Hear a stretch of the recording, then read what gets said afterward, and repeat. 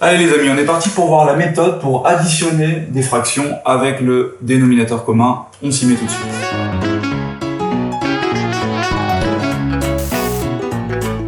Pour additionner deux fractions, il faut qu'elles aient le même dénominateur. C'est-à-dire qu'il faut que le chiffre en bas, ça soit le même ici.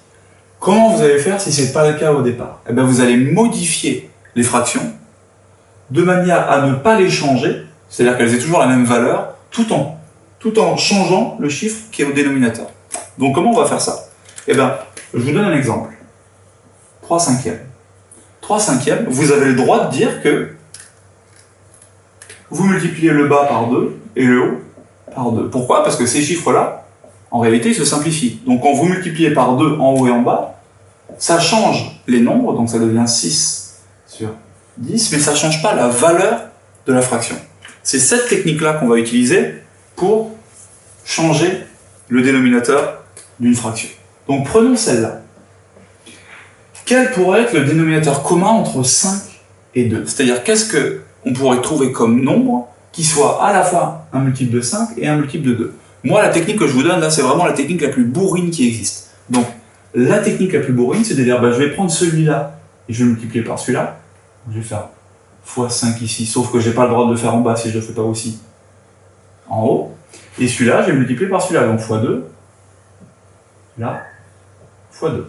Et je me retrouve du coup avec 2 fois 2, 4 sur 5 fois 2, 10, plus 3 fois 5, 15 sur 10. Et là, j'ai le même dénominateur. Du coup, je peux dire, je tire une grande barre de fraction, je mets mon dénominateur en dessous, donc 10, et je fais la somme des deux. 4 plus 15. Et je me retrouve tout simplement avec un bon vieux 19 sur 10. Et le point, il est pour moi. Comment je sais que cette fonction, que cette fraction-là est déjà irréductible?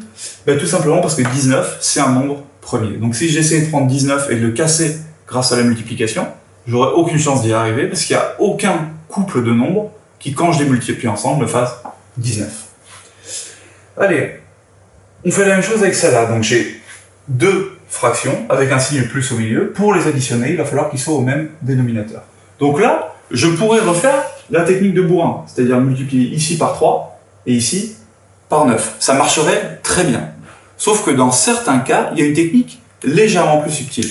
En effet, regardez ce qui se passe. Si vous multipliez celui-là par 3, en haut et en bas, vous vous retrouvez avec 1 fois 3. 3 sur 9, plus 2 sur 9. Et vous l'avez déjà, votre dénominateur commun, c'est 9. Pas besoin de faire la technique de bourrin qui consiste à multiplier les deux l'un par l'autre.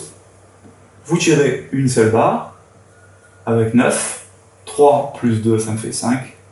5 sur 9, c'est un nombre premier, pas de simplification possible, j'encadre, j'ai le point, bingo, c'est terminé. C'est simple comme bonjour, non? Qu'est-ce qui se passe quand vous voulez additionner un nombre avec une fraction? Là, vous allez me dire, ouais, attention, c'est pas une fraction plus une fraction, donc ça ne devrait pas être dans cette vidéo. En fait, si. Pourquoi? Parce que 3, sans qu'on le dise vraiment, c'est 3 sur 1. Donc vous l'avez, votre fraction 3 sur 1, plus une autre fraction qui est 1 sur 4. Je peux faire la technique de bourrin, mais il y a plus simple. J'ai juste à multiplier celui-là par 4, et celui-là par 4, et je me retrouve avec un bon vieux 3 fois 4, 12 sur 4, plus 1 sur 4, c'est-à-dire 13 sur 4. 13, c'est un nombre premier, c'est pas simplifiable, j'encadre, je prends le point, vous pensez que vous avez compris, c'est certainement pas le cas, faites les exercices qu'on vous a mis en dessous, à vous de jouer.